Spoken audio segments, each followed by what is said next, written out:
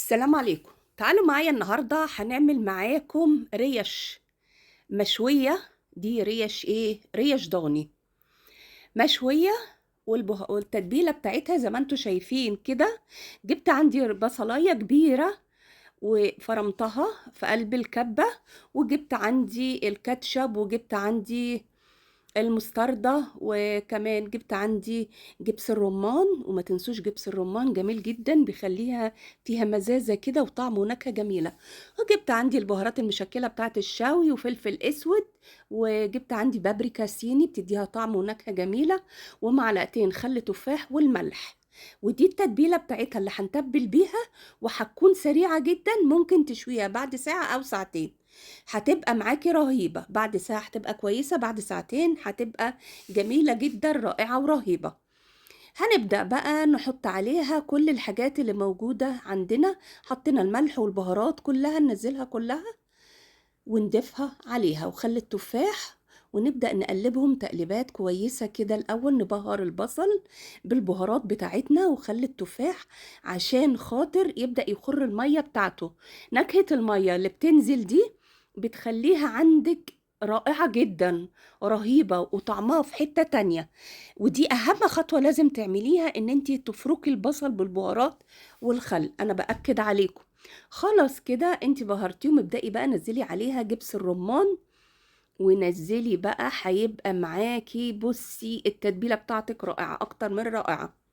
حطي بقى المستردة، تنسيش معلقة المستردة، معلقة صغيرة مش معلقة كبيرة. وبعدين نحط حبة كاتشب، برضو معلقة.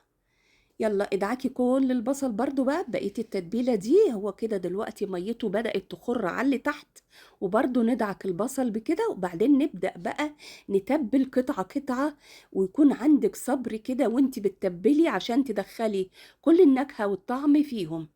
انا بحاول اجيب اللي تحت فوق واللي فوق تحت، وفي نفس الوقت ادهنهم. بصوا انا وصلتها كده ان مفيش قطعة لحمة او عظمة الا لما طالت البهارات بتاعتنا، والطريقة بتاعتنا بقت جميلة جدا، رائعة ورهيبة. وبعدين بقى هحطها بستريتش، اغطيها بستريتش واحطها في قلب التلاجة عبال ما اجيب بقى الشواية بتاعتي اللي بالكهرباء. وبرضو هوريكم طريقة التشوية على الجريل. ولازم نكونوا انا عايزه اوريكي طريقتين او ثلاثه، واقول لك على الثلاث طرق عشان يبقى عندك اللي عندك تعمليه. انا بدات اهو ارص، وانا برص كده على الجريل بوريكي لازم تبقى ايه، مفروده كده وكويسه. وبرضو هجيب برضو جريل تاني كده على الشوايه اللي بالكهرباء، هبدا بقى اجيب الجريل برضو واحط عليه. بس قبل ما تحطي اللحمة على الجريل لازم تدهنيها كده معلقة سمنة، بلاش زيت، حطي سمنة فلاحي، بيخلي معاكي الطعم والنكهة يروح في حتة تانية. يلا بقى شغلت البوتاجاز وحطيت عليه الجريل كده وسخن، وبدأت نسيت انا هنا وحطيت ايه اللحمة. لا، انا جبت اهو الزبدة، لحقت نفسي على طول. دي السمنة فلاحي، السمنة فلاحي، وتحطيها بتخلي معاكي طعم الشوي رهيب رهيب. لان اللحمة دي ما فيهاش دهون كتيرة بتاعة الريش، فانا حبيت يعني طبعا ما بتكوني جايبه ساعات تجيبيها يكون فيها دهون، ما فيهاش دهون. تعملي بالطريقه اللي انا بوريها لك دي، هتخلي طعم النكهه بتاعت اللحمه بتاعتك في حته تانية خالص. افرضي انت ما عندكيش خالص لا جريل ولا حطي في مقلايه، ما عندكيش اي حاجه، حطي صينيه وشوي فيها. ما عندكيش، رصيها في صينيه حطيها جوه الفرن، هتطلع معاكي نكهتها جميله. بس برضو حطي ايه، معلقه زبده. انا وريتك هنا ووريتك هنا، وماشيه الدنيا كلها مع بعضها في الشوي. وحشوي بقى وهخليه يستوي كله من اتجاه واحد، وخلي عندك صبر وانت بتشوي عشان يطلع مستوي كده وجميل، رهيب رهيب رهيب رهيب. يلا بقى هو كده على الشوايه، يلا بينا نجيبه الحمص الشام المسلوق، ونبدأ نعمل عندنا ايه، سلطة الحمص. سلطة الحمص مع المشويات بتبقى جميلة جدا، وطعمها ونكهتها رهيبة. انا جبت عندي معلقة صغننة، ربع معلقة صغننة كده فلفل اسود، وحبة شطة، وحبة كمون. ودي البهارات بتاعت ايه بقى، بتاعت سلطة الحمص. عصرة ليمونة، دي عصرة ليمونة، معلقة خل صغيرة، حتة تومة صغننة، بتحبي التوم وعايزة تكتري كتري، بس أنا باقول لِك على المقادير اللي أنا عملتها وطلعت جميلة جدًا. مع حمص الشام لازم تستعملي خل، بيحافظ على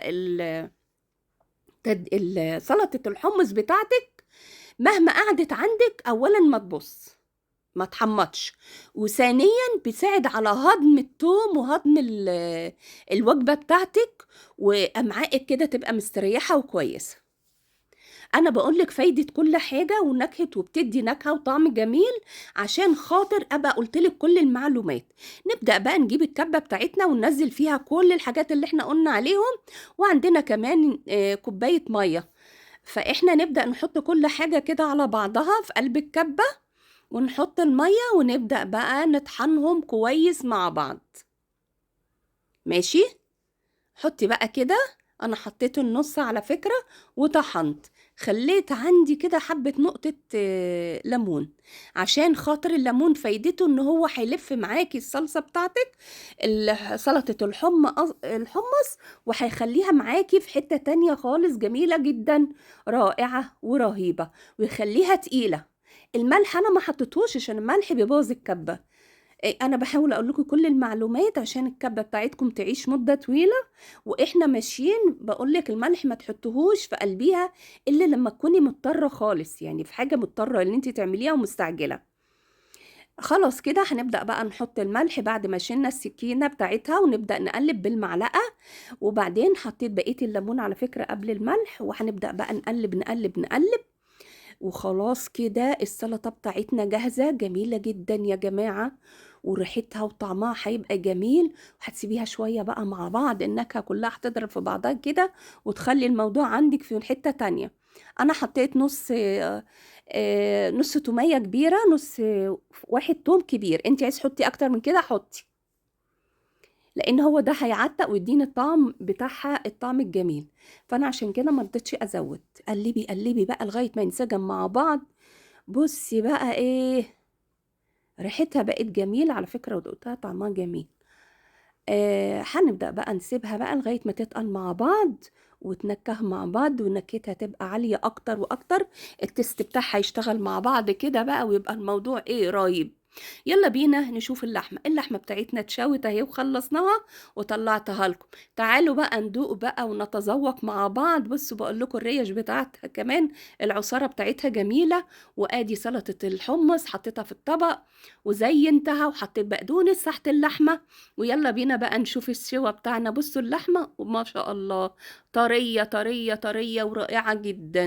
يا جماله، يا جماله. ابدئي بقى دوقيها رهيبة وطرية، طرية، جميلة، جميلة. اعتمدي. بُصّي الأكل ببُقّي بقى باقول لِك جميلة. يالّا بينا ناخده حتّة بقى ونسقّطوها فين بقى في سلطة الحمص، ونطلع كده بقى يالّا بينا وعلى بُقّنا بقى وندوق. يا جماله، يا جماله، رهيبة، رهيبة في حتّة تانية. جرّبوا الطريقة بتاعتنا وقولوا لنا إيه رأيكم فيها. باي، باي.